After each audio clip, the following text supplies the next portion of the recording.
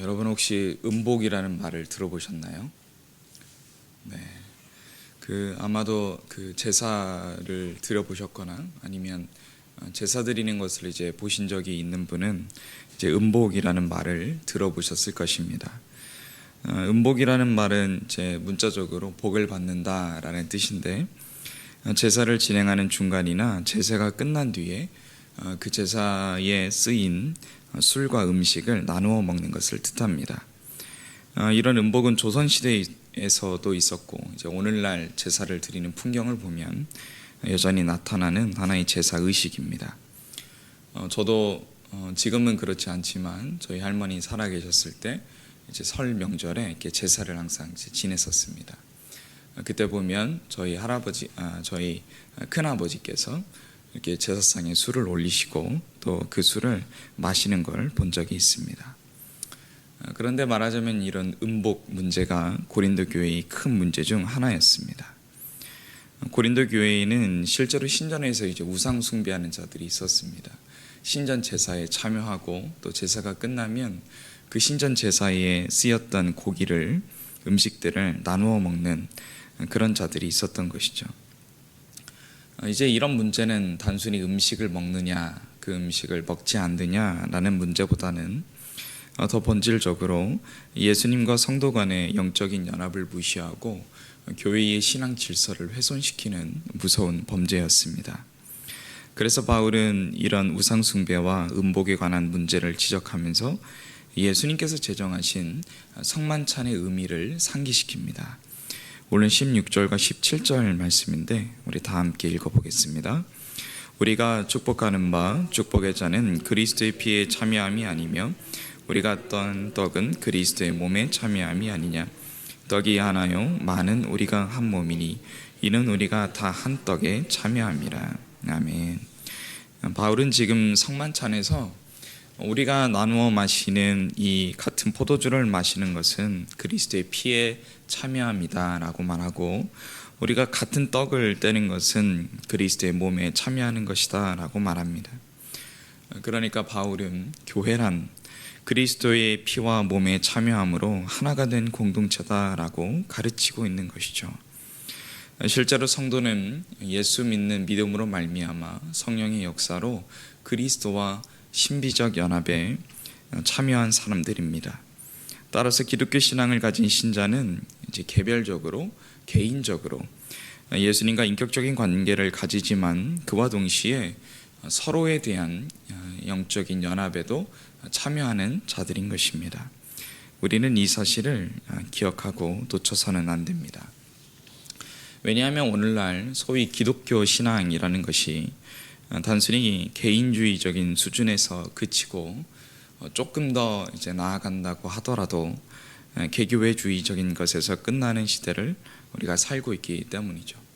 그러니까 우리가 교회를 다니지만 내 신앙이 가장 중요하고 내가 하나님 앞에 예배하고 내가 신앙생활하는 것이 중요한 시대를 살고 있지 않습니까? 또 조금만 더 나아간다고 하더라도 우리 교회가 중요하죠. 그리고 우리 교회가 하나님 앞에 잘 섬기고 하나님을 예배하는 것이 중요하지, 다른 교회는 별로 신경 쓰지 못하는 그런 시대를 살고 있다는 것입니다. 만약 정말 신자마다 모든 각자마다 생각이 모두 다 다르고 모든 교회마다 생각이 다 다르다고 한다면 이건 결코 단순한 문제가 아니죠.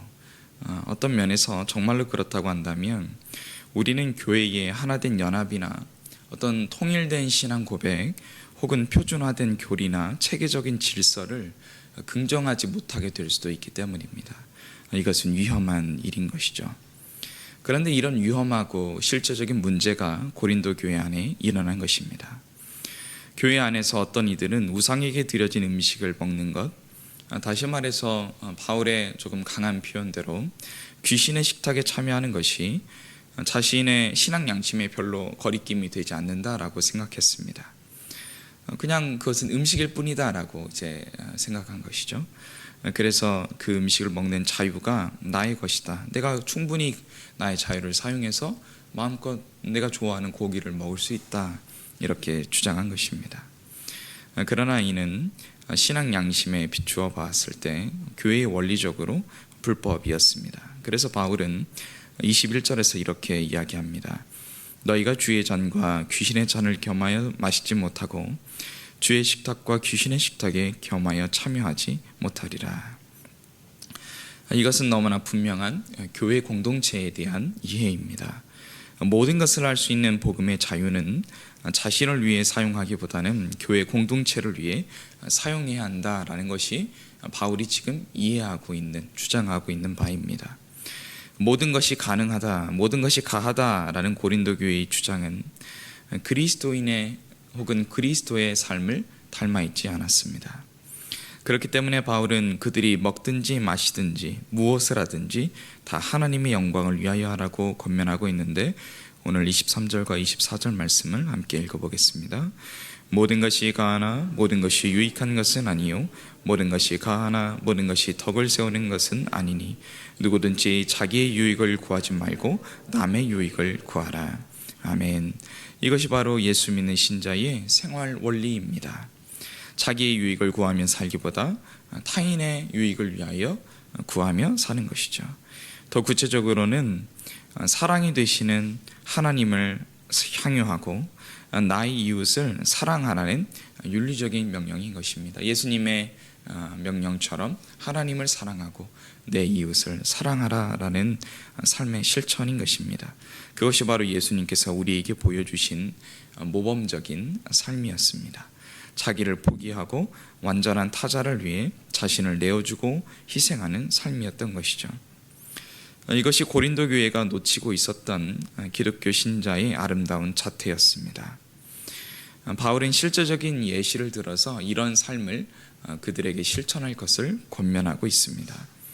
고린도 사회에서는 시장에서 고기를 파는데 이 고기를 구매할 때 양심을 위하여 묻지 말고 먹으라라고 이제 말하는 것이죠.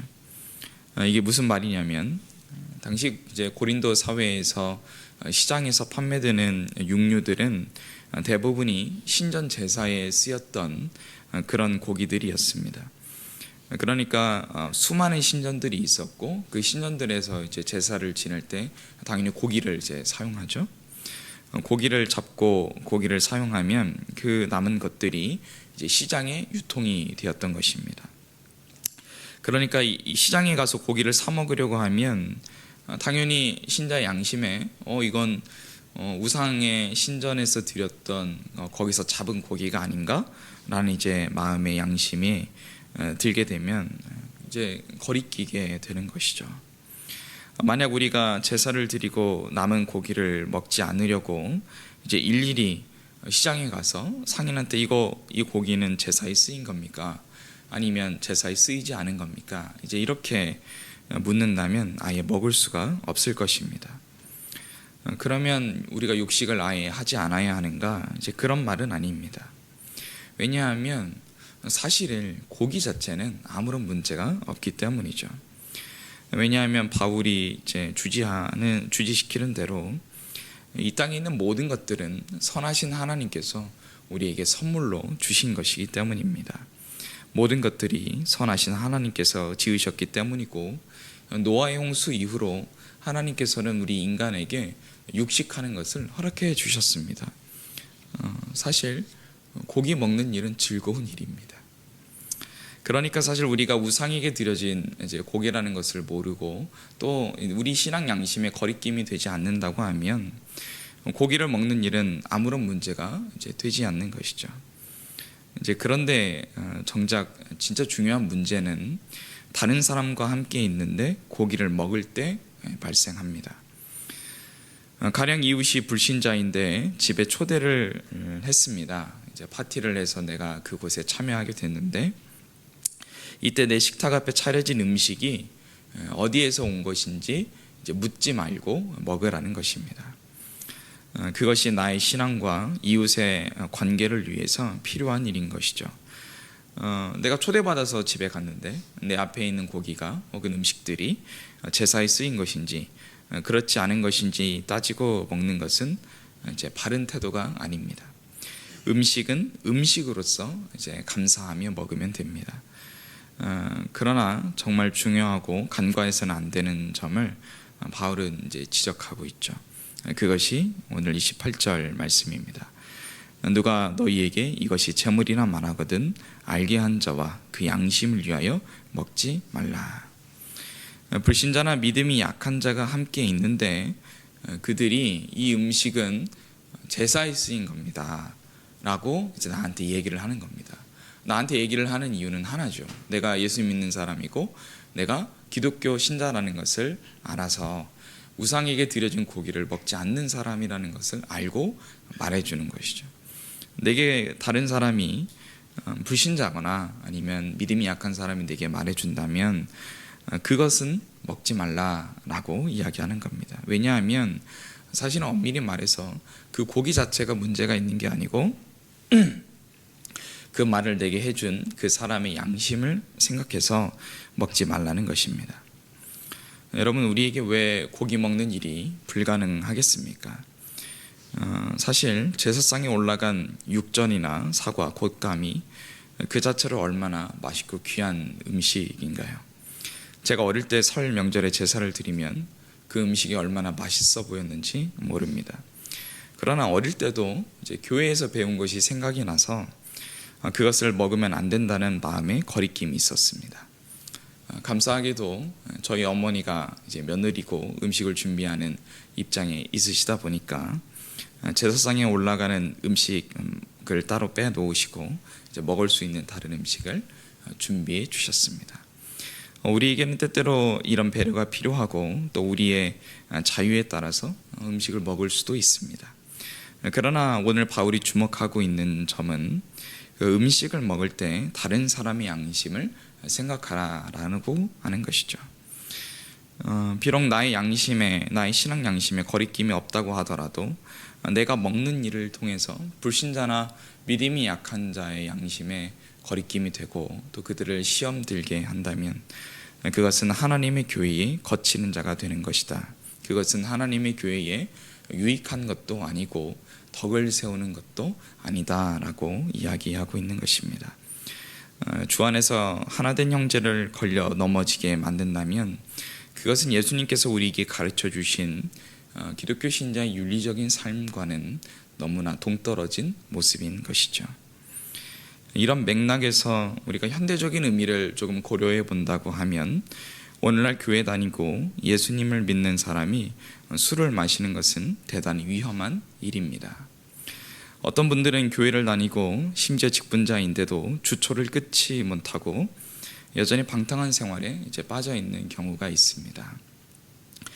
술에 취할 정도로 마시지 않는다고 하더라도 그 사람이 혼자 마시는 것도 문제거니와 다른 사람과 함께 술자리를 한다면 이것은 명백하게도 하나님의 교회에 거치는 행동입니다. 자기 자신의 신앙에는 거리낌이 없으니 다른 사람의 시선이나 양심은 고려하지 않고 마음껏 술을 마시고 즐긴다면 하나님이 그 사람을 어떻게 생각하실까요? 과연 그 행동이 교회에 유익이 되거나 덕을 세우는 일일까요? 결코 그렇지 않습니다. 이제 물론 의학적인 차원에서 술을 마셔야 하는 분들이 이제 계시죠. 치료를 목적으로 병을 고치기 위해서 이제 그렇게 해야 하는 경우가 있습니다. 그래서 바울도 디모데에게 술을 조금 쓰라고 이야기한 것입니다.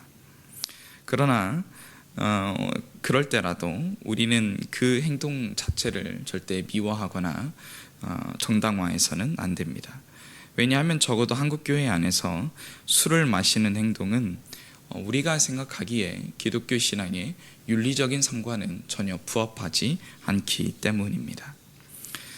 그러므로 결론적으로 우리는 오늘 바울이 권면하는 신자의 생활 원리를 기억하고 실천해야 하겠습니다.